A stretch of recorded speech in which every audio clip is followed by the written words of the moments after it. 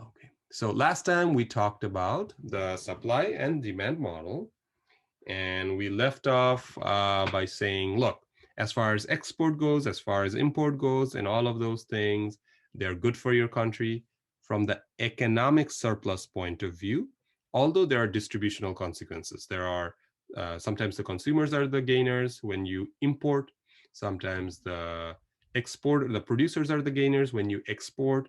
And then we also talked about how tariff is not a good thing overall. And I asked you guys to learn about quota in imports or exports on your own.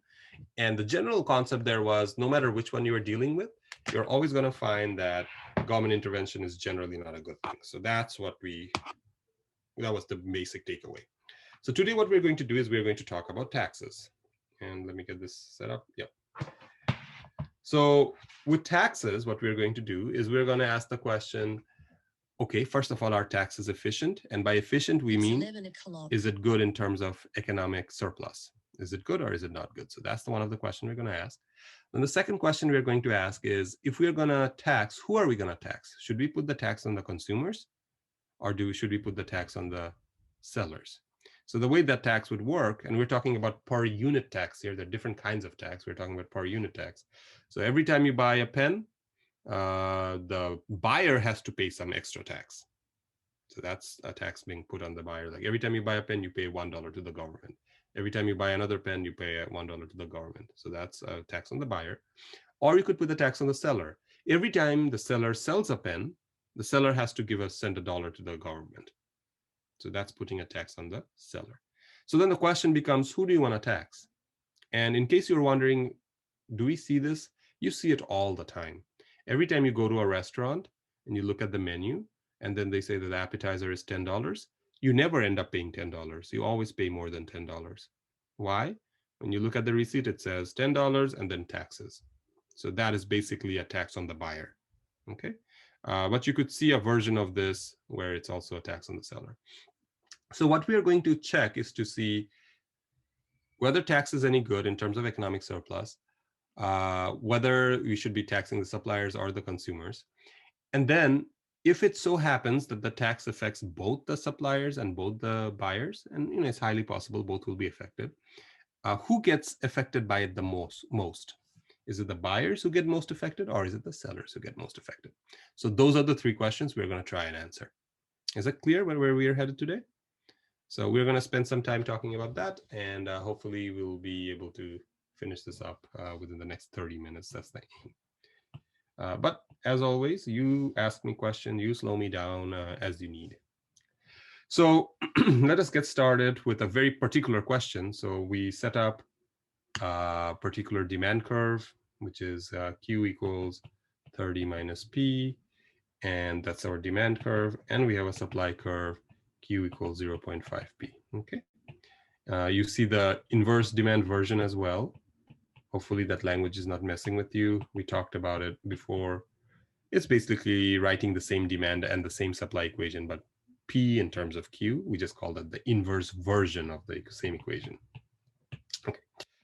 So under normal circumstances, yes. Are, are you writing something? No. Oh boy. No, I'm not. I was just doodling around. Now I will be writing. Okay. Thank you. All right, there we go. See, that should be the rule. The rule should be every time I mess it up, So uh, don't see anything. I wish, no, I think it's still connecting. I think every time I mess up, I should give you guys 1 point in the course and give that point to every single one. But nobody suggested that, so we're not going to do it. All right, here we go. You make an argument. This is so distracting. I'm not learning anything because you keep making these mistakes. All right, can you see it now? Okay, so we can go ahead and, this is going to be very straightforward. We can figure out what the price is. Well, I think the price will be what?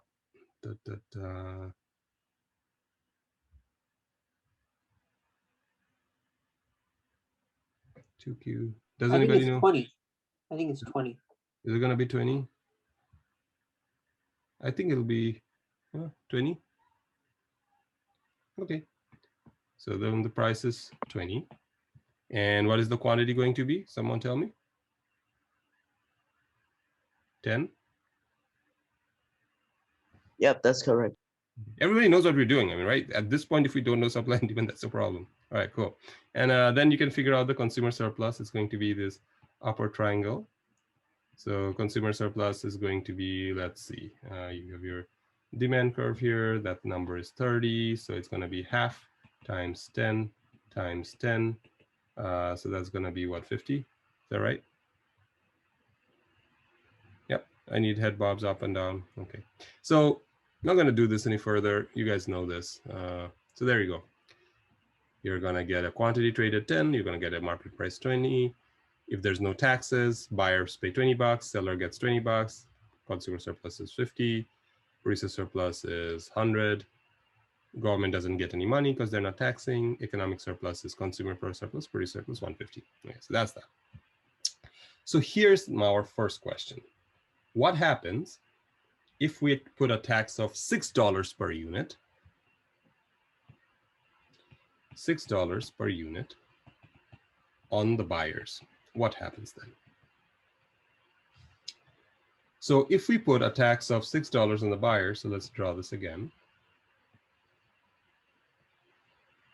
This is your supply, P equals 2Q, and this is your demand, P equals 30 minus Q, right? If that's the case, now the story is, well, if the buyer is paying $6, I want you to recognize, and I'm going to try this out and I think it'll work. I want you to recognize that there is a difference in the price or the amount of money that the seller gets and the amount of money that the buyer pays. I'm trying to make a very simple statement, but I just want you to recognize that. If there's a $6 tax on the buyer per unit, then the price that the buyer is paying, or the after-tax money that the buyer is giving out, is going to be $6 more than the amount of money that the seller is getting.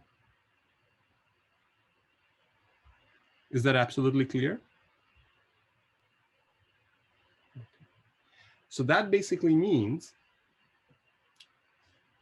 price that the buyer is paying is going to be $6 more than the price that the seller is getting.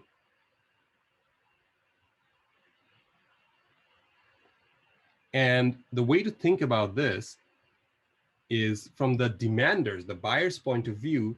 They're basically saying, hey, look, let's take a point, any point that we want. Say, let's take this point and say the quantity here is, what's the quantity? Let's say this is 4. And then the price that they were willing to pay was 26. Okay, so imagine this price and this quantity. So the demander, the buyers are saying, hey, I want to buy the 4th unit and I'm willing to pay $26 for it. Now the government is saying you have to pay $6 tax. You have to pay $6 tax. How much will the buyer be willing to pay now for the object? 32. Would you, Bryson? So if you were like, I am willing to pay only $20 for this pen. I'm not going to spend more than $20. I'm willing, right? But now there's a tax of $6. How much would you be willing to buy the pen for? 14. 14. Did that make sense to everybody? You're like, okay, I was willing to pay 26 bucks for it, but if I'm going to have to pay the government $6, seller, I can pay you $20. I cannot pay you all 26. So the buyer is now going to say, I'm willing to pay you not 26, but I'm willing to pay you $20. This is the price I'm willing to pay. Because as a buyer in a market where I'm having to give away $6, I don't get to keep all, I don't get to only pay 20 bucks. I have to pay another $6. So originally, nothing has changed. I'm still willing to spend about $26 on this pen. $6 goes to government, so I'm willing to pay $20 for that. And that is true for every single unit. For every single unit, you're saying, I'm willing to buy that unit for less than whatever originally I wanted to pay. I'm going to pay $6 less, because for that unit, I also have to pay $6 to the government. So if you keep doing that, for every single point, you bring it down by 6. For every single point, you bring it down by 6. It's literally kind of the demand curve shifting downwards by 6, or in other words, the marginal benefit of buying things going down by 6. And you're saying that's the price I'm willing to pay. But notice, and this is important to recognize, and I want you all to really pay attention to what I'm showing. You can take your notes in a few minutes. For that same one at $4, at 4 unit, the seller is basically saying, hey, I am willing to sell the 4th unit for $8. So even if you pay 20, I'm fine with it. Even if you pay whatever this number is, I'm fine with selling. I'm fine with selling. I'm fine with selling. And this will continue happening until this distance is exactly 6. When this distance is 6, when this is exactly 6, what you're basically saying is, hey, you know what, seller, you're going to get this price. This is the price that the seller is going to get. And the buyer is going, and the seller is like, okay, at this price, I will sell this quantity. And then the buyer is saying, even though I will be paying you this price, I will pay another $6 to the government, which means effectively I'm paying all the way up here. Effectively, I'm paying all the way here, which is the price that the buyer is paying effectively, as in, think of the taxes, think of the amount they're paying the seller. And with that effective price, this is also the quantity I want to buy. It's a little weird, but I want you to kind of look at this and make sure you understood. So that is the quantity that is going to get traded.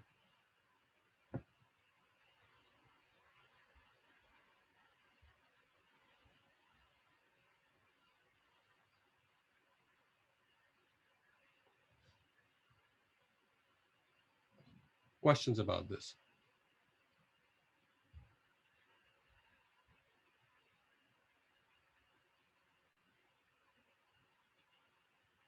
I guess I'm a little bit confused as to how we got the price for the seller, and which Well, the the final. supply curve just tells you the marginal cost for the seller. The supply curve is telling you how much would the sellers be willing to sell the 1st unit, the 2nd unit, the 3rd unit, 4th unit, 5th unit, 6th unit. Okay, until it gets to until we get a distance of 6 between the two. Between Okay. the two. Right. Because that's Because because at that price, you are basically saying the demand and supply are the exact same. Because if you go a little bit higher, then at that point, for the consumer to buy, they would have to pay more than they'd be willing to pay. Right, and they wouldn't, so their demand would be much lower. Okay. Bryson, yeah, Bryson.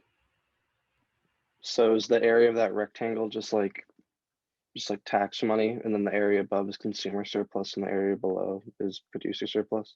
God damn, Bryson, you're on fire. Yes, that's exactly right. That was really cool. Did you see this before, Bryson? Wow, that's nice. All right, so let's unpack what Bryson just said. But before I unpack what Bryson said, let me show you something slightly different. Okay, let me show you the same story here. Imagine this thing is going to go pretty fast once you understand why this is the case. Imagine that we said, what if the quantity was here? What if we said the quantity was here? Could we have this quantity of trade in this market? And the story is, well, is this difference equal to the size of the tax? Imagine you said, no, what if this is the place where the quantity of the tax is this big? This is the size of the tax. Imagine we kind of made a mistake. how would this work out? So let's see how this would work out. Well, if this is the case, then the seller is going to say, I'm going to get this amount of money. This is the price that the seller is getting. Just to remind you, this is the supply side and this is the demand side. So then they would say, oh yeah, that's fine. That's absolutely fine. This is the quantity I'd be willing to sell at that price. Yep, that works out. But then you go to the buyer and you say, hey, buyer, would you be willing to buy that amount? And the buyer would say, well, let me see. What are you saying again? You're telling me that this is the price I will be paying at the end of the day with taxes. Yep, this is the price you're going to pay. Well, if you want me to pay this tax, oh, sorry, this price, I'm not going to demand all the way there. I'm going to demand here. This is how much I'm going to demand. So I'm not going to demand that amount that is being supplied. You're not going to have equilibrium. You're not going to have the demand and supply equally. So this is not going to work out. The demand is going to be much lower.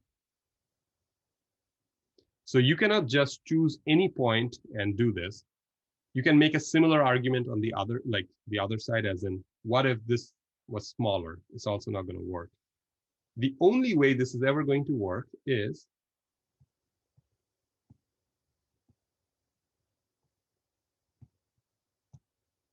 if the difference between these two is exactly equal to the size of the tax. So if this is exactly equal to the per unit tax. So to kind of put that into perspective, you'd say, hey, how much would the seller get? Oh, the seller would get this price. Seller, would you be willing to, how much would you supply at this price? Well, I would supply this amount. Fine. Buyer, how much would you buy? Well, buyer would say, well, let's see. I have to pay this price to the seller, and then I have to pay exactly this amount of tax. So the effective price I'm paying is here. And when the effective price is here, I will ask for this quantity. Oh, yeah, it's the exact same quantity. Market clears. This is called the tax wedge.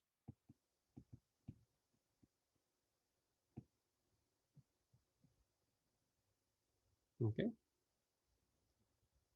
And the tax wedge basically tells us all that we need to know about the tax problem like this. The way this works out, and now we kind of get to what Bryson said a few minutes back, is from the point of view of the buyer, this is their consumer surplus, as you would imagine. Because for the buyer, it doesn't matter whether they're paying the seller or whether they're paying it to the government. Payment is payment. That money is gone. So effectively, the buyer is dealing with this price. For the seller, they are basically dealing with this price. This is the amount they're selling. So this will be your consumer surplus. I shouldn't have said PV there. I should have said consumer surplus. That's what it should say. Consumer surplus.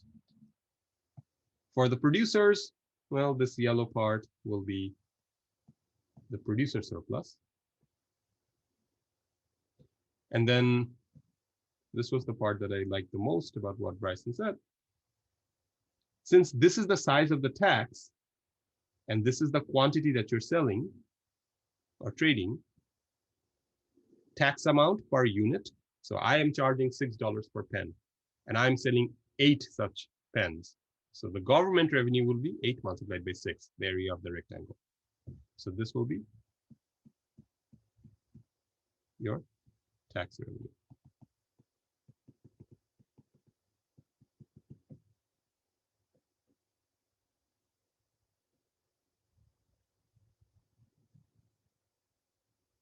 Okay.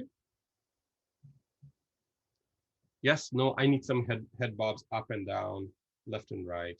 I know the logic was, we kind of went through the logic up here. We went through the logic up here. So we used a little bit of logic to kind of get to the point. But once we kind of convinced ourselves, the story was straightforward. The story was, it will be wherever the difference between the vertical difference between the demand and supply is exactly equal to the tax. That's the quantity. And once you figure out this and the quantity, you're good to go. every other piece kind of just falls into place. I have one question. So Please. is that little triangle still deadweight loss? Yes. Okay. All right. That's the cherry on top. So basically what Batman just pointed out, this triangle then, which we would have gotten as part of economic surplus before, that we don't anymore because of tax, is your deadweight loss.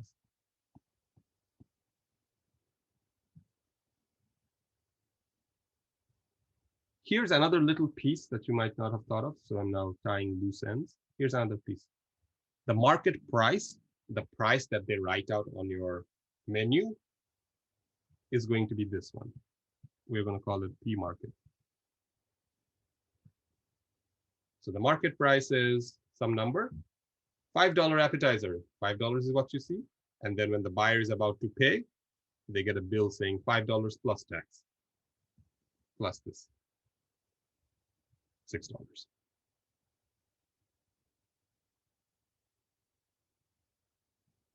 All right, so let's think about the algebra of this problem now. So hopefully this settled. Let's think about the algebra of this problem. The algebra of this problem is going to be straightforward.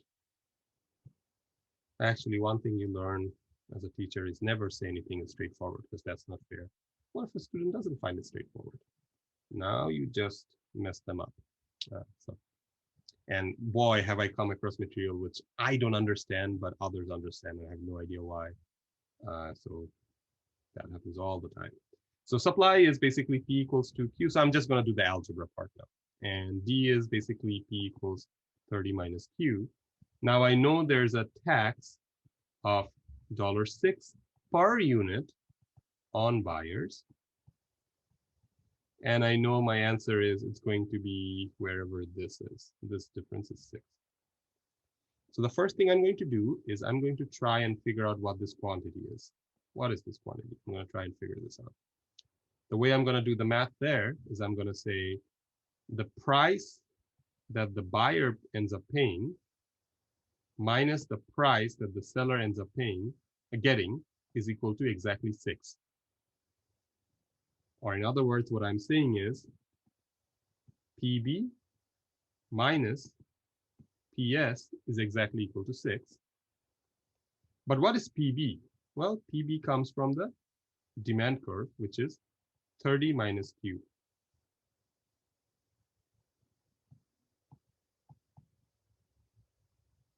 What is PS?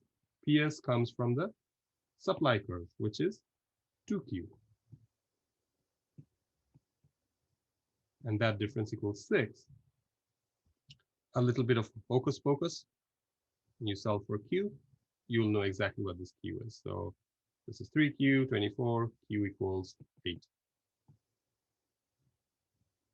So we know now this Q equals 8.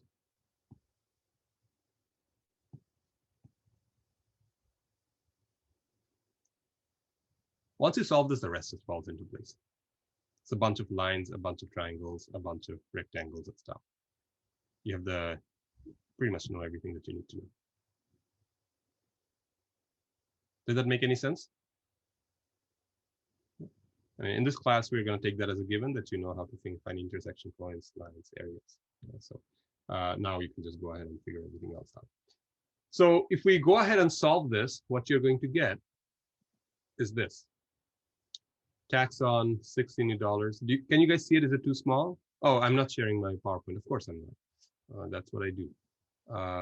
Okay, so let's see. Here we go. So you're going to get these numbers. Can you guys see these numbers, or is it too small? Yeah, from your reactions, it's definitely small. So let me get this part of the table a little bit out there and then push this one. Is this better? Can you see it better? Can you see it, by the way? Okay, cool. So you're going to basically get quantity traded went from 10 to 8. Market price went from 20 to 16. What does that mean? That means your PS turns out to be 16. Your PB turns out to be 22. We said the market price and the amount that the seller is getting is the same number, so it's 16. Your new consumer surplus has a reduction. Your new producer surplus has a reduction. And government revenue is 6 times 8, that box. Economic surplus, there's a reduction, meaning there's a deadweight loss of 6. Okay. Shifting back. So I just showed you all the numbers there, but what I'm going to do now is I'm going to put those numbers back in the picture we drew. So let me see this. Here we go. So basically what I said there was this number turns out to be 22. This number turns out to be 16. This area turns out to be, I don't know, 0.588632. This area turns out to be 8 times 864. And then the tax revenue turns out to be 48. Okay. I would strongly encourage you to make sure that you are getting these numbers on your own time, for sure. If you get stuck with this, Libby, me, friends, Aunt Janet, and Uncle Bob, use anybody that you need to. Okay, but make sure you're on top of this. Why don't you guys try this problem out right now in front of me, just to see if you guys can do this on your own. I'm going to give you very simple demand supply curves. I'm going to give you a demand curve that looks like this. P equals 100 minus Q. And I'm going to give you a supply curve that looks like this. P equals Q. And I'm going to give you a tax per unit of, let's say, 5 is always a nice number. $5. Can you go ahead and calculate PB, PS, and tax revenue? I think if you get these, quantity and tax revenue. I think if you get these 4 pieces, you should be able to get the rest. I have no doubts. I'm going to give you 2.5 minutes to do that. Cheat from your notes, cheat from whatever you need to, but try and get this correct. And this tax is on the buyers, as on buyers.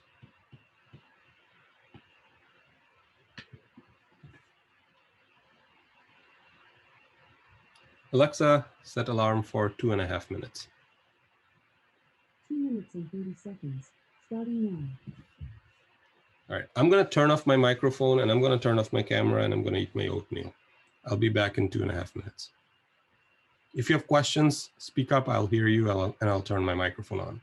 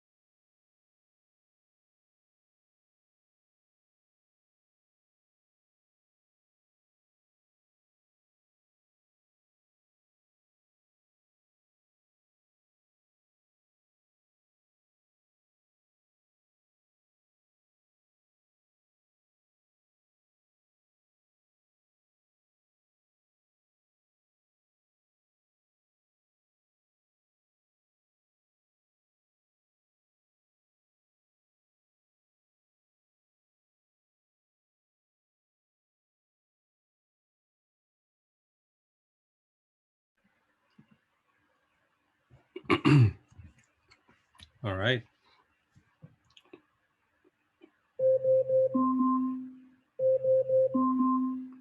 Alexa, stop. So what I want you to do is try and finish this. I really want you to give it a shot. We are all working at different speeds, which is completely fine, especially when you see something new. When you're done, I want you to go to the chat window and type out the quantity, just the quantity. I don't want you to type out anything else. Just say the quantity that you found. Because I know if you get the quantity right, the rest is going to fall into place. And if you're not done, keep working on it. Try and finish it. I want to see as many of you getting an answer as possible.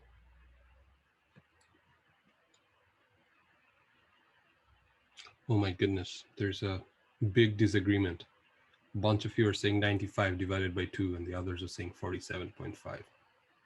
I think they're the same. Are they? Are you sure? I was joking. Yeah. I was joking, perhaps. Okay, yes. Yeah, it seems like quite a few of you responded, which is good. And you're getting the right answer, which is also good. All right. Okay. All right. I think there'll always be a student or two who will not be able to get it right the first time, or make a mistake somewhere and then get all kinds of weird numbers, and that's okay.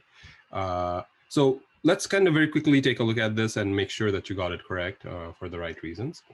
So here we go. You would draw something like this, and you're going to get a price, quantity, P equals Q. You're going to get P equals 100 minus Q. And the way I would do this really fast, I would say, oh, this difference is 5. And then I would say, okay, so then demand minus supply price is equal to 5. So what is the demand price? It's 100 minus Q. What is the supply price? Minus Q. And that should be equal to 5.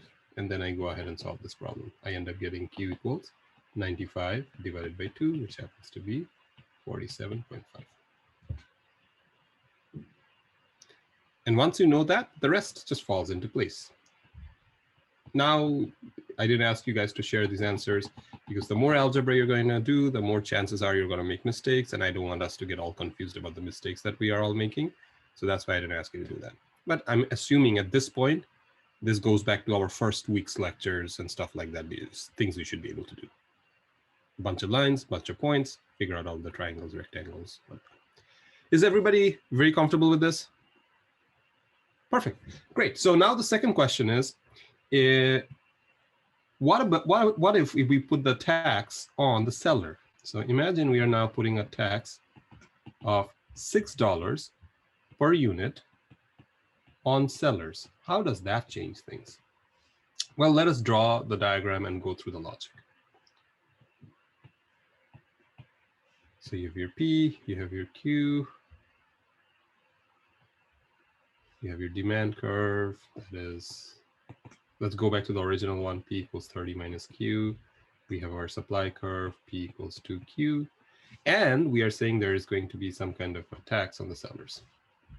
So the sellers basically are saying, and I want you to think about this, the sellers are basically saying, hey, look, if you are talking about this particular point where it's 4 units and I'm willing to sell them at $8, the fourth unit, I'm willing to sell at $8. But now the government is telling me every time I sell a unit, the government is gonna ask for $6 from me. So I was gonna sell this pen for 20 bucks or $8, but now I also have to pay the government $6. So how much would I be willing to sell it to you for? $14. $14, does that make sense? Because if I sell it to you for $14, it's like, yeah, it's like getting my $8, and $6 I don't get to see it, the government gets it. So basically, you are saying, well, now I don't want to sell that unit for $8. I want to sell it for 8 plus 6, which is 14. So this is the size of the tax. And that is happening with every single unit. That is happening with every single unit. You're basically saying, my supply curve tells me the minimum price for which I was willing to sell. Now let's add another $6 to it because that goes to the government. because that was the minimum price you were willing to sell. You couldn't make any adjustments there. That's the minimum. I cannot sell. I could decide not to sell, but if you want me to sell, that's the minimum price it has to be for me to actually supply it. So now you put $6 on it. Okay, if you pay me more than that. So, the same logic is going to go through. The exact same logic is going to go through as last time. So buyers are going to say, I'm willing to pay this amount. I'm willing to pay this amount. I'm willing to pay this amount for this one. And the seller is going to say, well, it has to be at least, the seller is saying it has to be at least a bit higher. And you can do the same demand supply kind of story that we did in the last problem. And what you're going to end up seeing is the quantity that they will agree on is exactly where this difference is 6 again. So let me redraw this.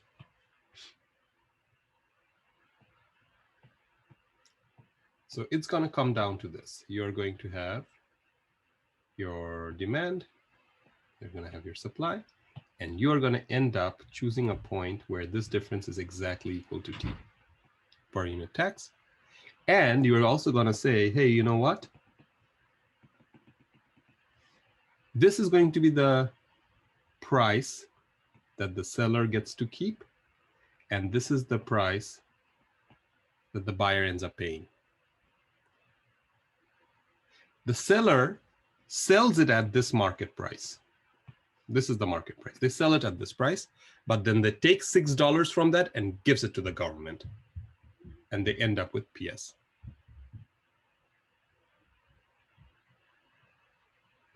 If at this point you are thinking, wait a minute, is there any difference between the last graph and this graph? Your answer is, there is no difference. There's zero difference. This wedge is still 6.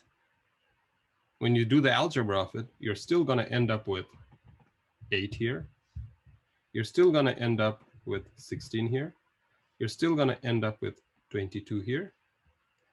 You're going to end up with the exact same consumer surplus in the last problem, which is going to be 32, I believe. And you're going to end up with the exact same producer surplus of 64.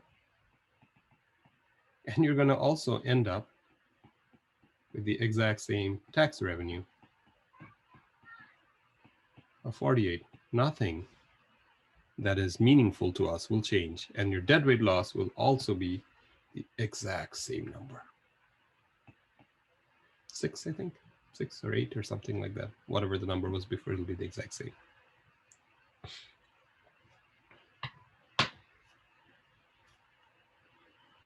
So that answers one of our questions. Who should we tax, the buyer or the seller? The answer is, doesn't matter. So this is actually a very strong mathematical result. That's just straight up true. It's math. You cannot like, oh, maybe it's, yeah, you could come up with some behavioral story. Libby is sitting there, it's like, oh, Fars, there's behavioral stuff. Yeah, you could come up with a behavioral story of whether you said that the taxes on the buyer versus the taxes on the seller is going to affect people's choices or the way they make decisions. Their reference points might change. But realistically, nothing is there's no difference really here. Whether you put the $6, at least in this model, there's meaningfully no difference whether you put the $6 tax on the buyers or sellers. All it is doing is putting a wedge of $6 between the buyer's price, after-tax buyer price, and the after-tax seller price. So don't go out there running your mouth saying, oh my God, the government is taxing the consumers. They should be taxing the producers of cigarette. Doesn't matter. Calm down, doesn't matter. They should be taxing the producers of cigarette. Doesn't matter. Taxing is what you're interested in. Good. That will reduce the amount of smoking that happens. But who you put the tax on really does not matter. Consumer surplus the same, producer surplus the same, everything else the same. So when, and then Bryson. Would there be occasion that the tax will affect consumer and producer differently? So in this particular problem, it did, right? In this particular problem, if you notice, they used to get, I think $20 was the price before any of this. No tax. But this time, after the tax, the seller is getting $16. So they're getting they're getting hit by $4 loss per unit they're selling. And then the buyers are getting hit by $2 loss. They're getting to pay $22. So they are getting hit differentially. And I can write all kinds of problems where this will be similar, different, very different. And we'll talk about that next as to who gets the brunt of the tax, but they do get hit differently. Yes, Bryson. So the only thing that changes is the market price. And in this situation, the market price is just higher. That is exactly right. So the market price, here it was $22 and there it was $16. But that market price is just an illusion, as you'd all imagine, right? I mean, at the end of the day, it's the bottom line. So I go to this place and they say the market price is $22, but no taxes. Versus I go to this place, they say the market price is $16, but a tax of $6. What difference does it make for the buyer? So that's what's happening. So the only difference here that you're getting, as Bryson's pointing out, is that the market price for when the tax is on the seller, the market price will be higher. But at the end of the day, the after tax, same stuff. And that's the piece. The fact that the market price is higher versus lower may be something that will have a behavioral component for the buyers. It's possible that buyers, for whatever reason, a lot of you don't ever look at the taxes. It's possible. So what is highly possible is when you see $22 as the market price on the menu versus $16 on the menu, maybe your brain, for whatever reason, doesn't want to compute the after-tax part. And so you're like, oh, I want to demand more because it's 16. But you're paying a tax of 6. What are you doing, you silly? The other one, you are not paying any taxes. Oh, yeah, right. I should have looked at the full price. I don't know. I just looked at the 16 and 20 and I got really excited. So in the real world, yes, it's possible that people will react differently to that 22 market price versus 16. But if people are rational and if they think about like we have to pay taxes, they would probably look at both of those combined. And if they look at both of those combined, there'll be zero meaningful difference in the market. Is this good? Are we feeling comfortable? All right. So I'm going to give you guys a 5 minutes break because I want to kind of talk about a panda on top of a big bamboo shoot. So before we do that, and we'll be throwing darts at it. So you're not going to like this example. So I want you to take a little bit of break. Actually, 5 minutes will be too long. Let's take a 2-minute break. Stretch and we'll be back and we'll talk about it. Alexa, set alarm for 2 minutes. 2 minutes, starting now.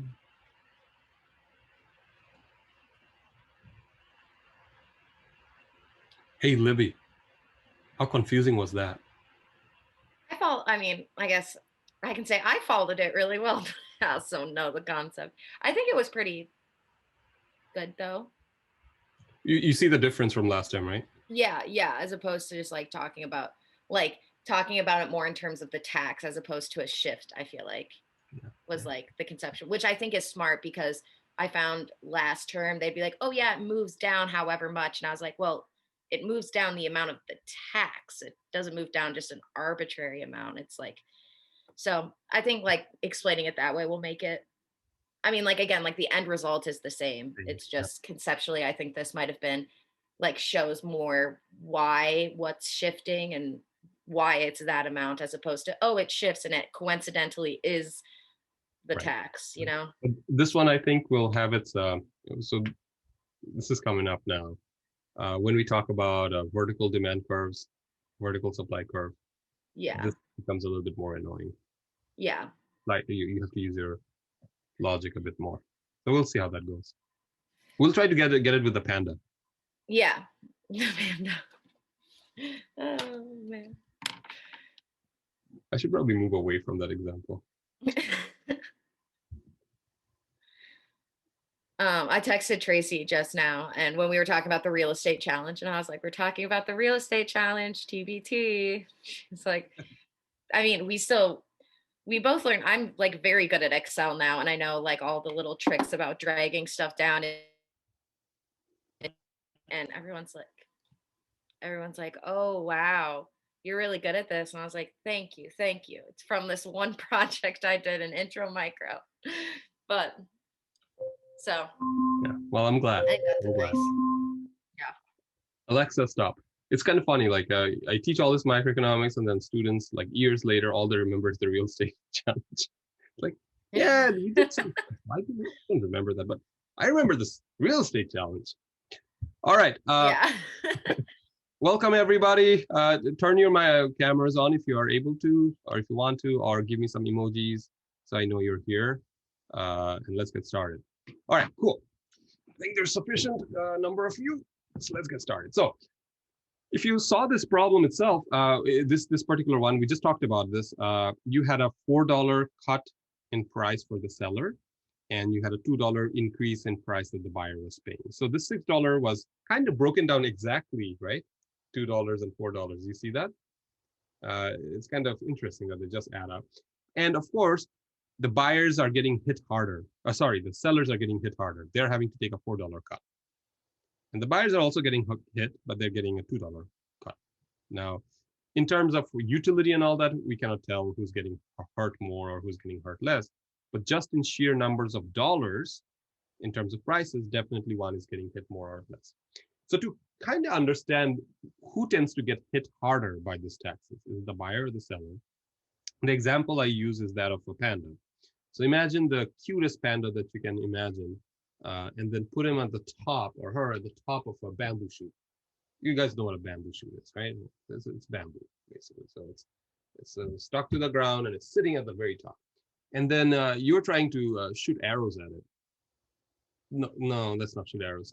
Let's shoot, I don't know. You have a paintball gun, and it's not going to do any damage to it. It's just going to make the panda colorful.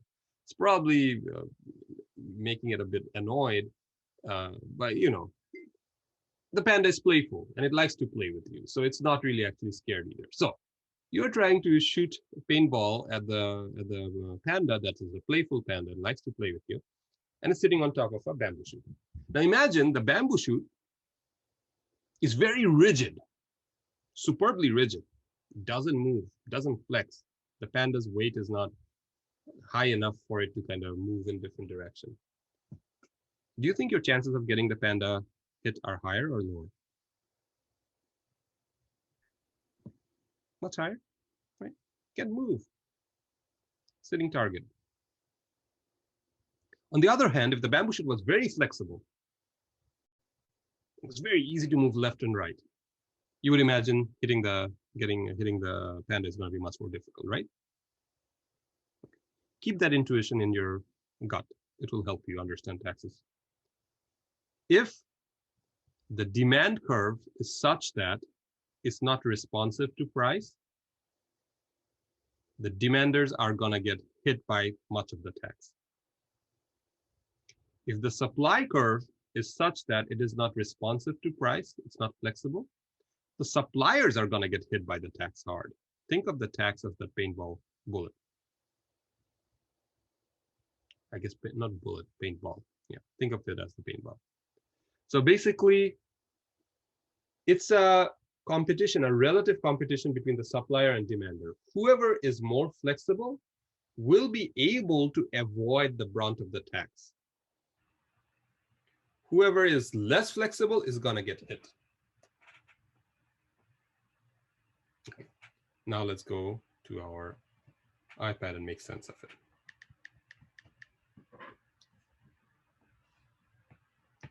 Here is a demand curve that is vertical. This is demand rigid. And here is a demand curve that is quite flexible compared to that rigid one. It's always in comparison. Why am I calling one rigid and the other flexible? Well, the reason I'm calling this one rigid is because its quantity is fixed. It's saying I demand 100 units no matter what. I'm stuck on a bamboo stick that's just vertical and not moving around. It's stuck. Sorry. You know what? It's stuck. You're gonna go for 100 units no matter what. Well, all the tax brunt is gonna fall on you. Sure. I'm still gonna go for my 100 units. If your demand curve was flexible, if you tried to raise the price, the demand would fall and it would readjust. Flexible, you're moving around. So what you're going to basically look at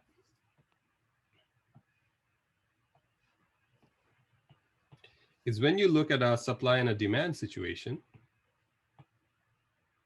So this is your supply curve. This is your demand curve. How much they're going to get hit by the tax, the T of say $10, I'm making it up, depend on relatively who has a steeper demand curve or steeper supply curve. If the steepness is the exact same, they will get hit half-half. If one is twice as steep as the other, they're going to take 2/3 of the hit and the other one will get 1/3 of the hit. So let me show you in our particular problem how this is going to play out. Are you ready? So in our particular problem, the supply curve was basically P equals 30 minus Q. I write it in this form, this inverse demand form. And our demand curve was P equals twice Q. Which one of these is steeper? The demand curve. Right? And it's 2. The slope is 2. So the demand curve being steeper means it's more vertical, meaning less rigid. So I know looking at this, they are going to get hit hard. And how much will they get hit hard? Well, if you think of the two slopes are here it is 1 and here it is 2. So I know they are going to get hit 2/3. Wait, am I saying this right? No. You see what I'm doing? You guys see what I've done? Something completely crazy? Take a look. What did I do wrong? Like you flipped the demand and supply curves. Yeah, I flipped the equations. Do you see that? That's why it wasn't making sense. Okay. I flipped the equations. I wrote supply and wrote the demand equation, and I wrote demand and wrote the supply equation. So let me erase that. Wow, I was like, wow, have I been teaching things wrong all my life? That cannot be. All right, so the supply equation is, sorry. The supply equation is P equals 2Q, and the demand equation is P equals 30. That's just a mistake on my part. So then you are going to get the slope here is 2, and the slope here is 1. Okay. So sorry about that. So basically I'm thinking, all right, 2/3 of that will be borne by supply, and 1/3 of this will be borne by the demanders, the buyers. So in our story, we were really working with not $10, we were working with $6. So I basically know 1/3 of 6, meaning $2 of the brunt will be borne by the demanders. And 2/3 of the brunt of the tax will be borne by sellers. So originally, I knew that 20 was the price with no tax.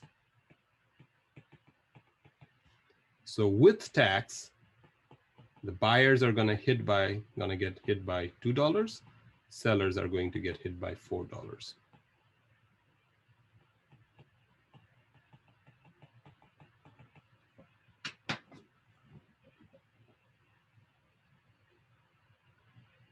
Is this for each unit or everything in total? Each unit. The prices are the same no matter what, right? The price B and the price S is pretty much the same, so that doesn't change.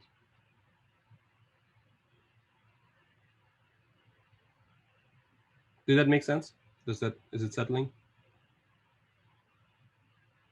Okay. Let us kind of solve the problems that you guys tried earlier. So you guys were working on this problem. You had a demand curve, which was P equals 100 minus Q. You had a supply curve, which was P equals just Q. And then we put a tax. Now it doesn't matter whether we put it on buyer or seller. You know how that works. We had a tax of $5 per unit. Look at how I will solve this super fast. Watch. Oh, no tax. P equals 50, Q equals 50. With tax, oh, the slopes are 1 and 1, equal 50-50. The thing was $5. All right, price for buyers will be $2.5 more, so it will be 50, 2.5. Price for seller will be $2.5 less. It's going to be $47.5. Done. Did that make any sense?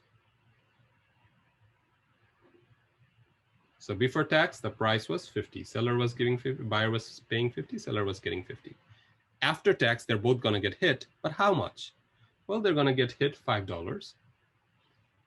The slopes are 1 and 1, so they're equally rigid. So they're each gonna get hit by 2.5. So the seller is gonna get less, $2.5 less. The buyer is gonna get more, $2.5 more.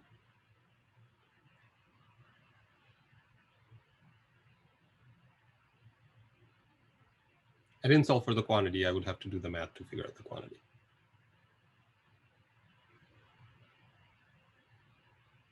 Clear? Not a problem. Sure, got this. All right, great. So now let's talk about some weird scenarios. What if I told you that you're dealing with a demand curve that is vertical and a supply curve that is upward sloping?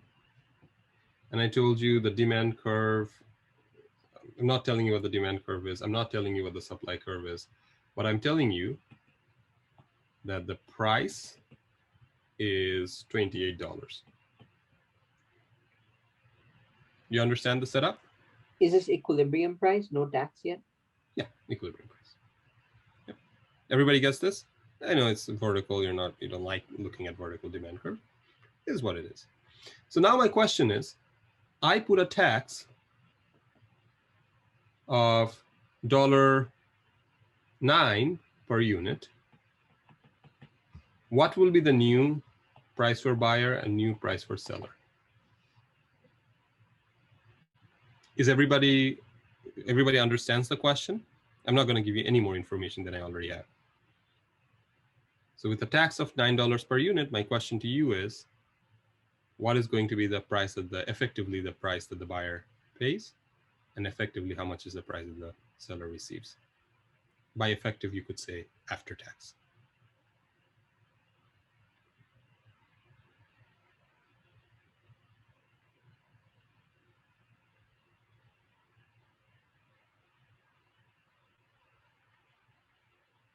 Are we putting this in the chat window or what? You're thinking about it, and then I'll tell you what to do. All right. You're going to write answers like this. PB equals 7, comma, PS equals 6 in one particular line. Go to the chat window and write your answer, please.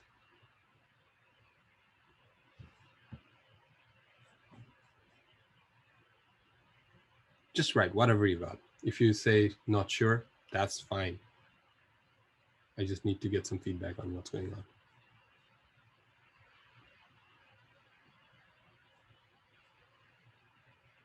Also, if you want to hide in the crowd or something like that, you can just copy somebody else's answers. It shouldn't be necessary. We're all here in a learning environment. I don't know why you would do that, but if that's who you are, it is what it is. No big. All right. The answer is, well, before I look at the answer, let's go through the logic. A vertical line has a slope of what? Someone? Infinity. So it's as big a slope. How big is infinity? It's bigger than anything that you've ever seen. What is infinity plus 1? It's still infinity. Infinity is huge. It doesn't get bigger than that. So I don't care what the slope of this supply curve is. This could be 5 trillion. It could be Googleplex. It could be Googleplex. I don't care what the number is. Infinity is infinitely bigger than that number, which means the demanders are screwed over. They are going to take the full brunt of the tax. So PB is going to be 28 plus 9, which is 37. And sellers are not going to take any of the brunt. It's 12 o'clock. All right. Here's another problem. What if you had a demand curve? Actually, let's make the supply curve. Say the supply curve looks like that, and the demand curve looks like this. And all I'm telling you is this price is $7. And we are putting a tax of $5 per unit. My goodness, that's a massive tax. All right, $5 per unit. What will be PBPS?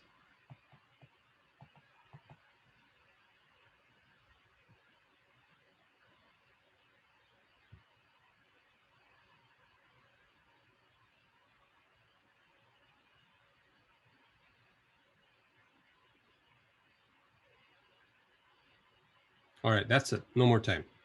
You shouldn't be doing any math here. You should be just looking at the diagram and be able to solve this. All right. Here's the suppliers. I'll just tell you the answer. The suppliers, the supply curve has a slope of 0. You see that? 0 is as small. So what fraction of the brunt are they going to be affected by? 0. We'll be using some terms. It's at the tip of my tongue. I want to say stuff like elastic. We haven't learned that in class yet. We will be soon, and then we will be using those terms. But it's horizontal, so the slope is 0.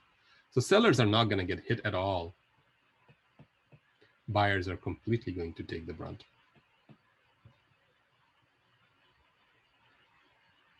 And once you have these numbers, you can always go back to the diagram and figure out what producer surplus and consumer surplus and all that stuff is. That should not be difficult anymore. Let me show you. So I know PB is $2, okay? Sorry, $12. So PB is somewhere here. I know PS is 7, so this is PS. Okay, so if PB is here, PS is there, this is the tax difference, and this is the quantity that is being traded. So consumer surplus will be this triangle. This goes up somewhere there. And then producer surplus, well, let's see. This is the supply curve, but this is also the price. So there's no producer surplus. Do you guys see that? This is one that where I think some of you will make a mistake just because of carelessness. So it's the distance between the marginal cost and the price that they're charging. So there's nothing here. And then the tax revenue will be this rectangle.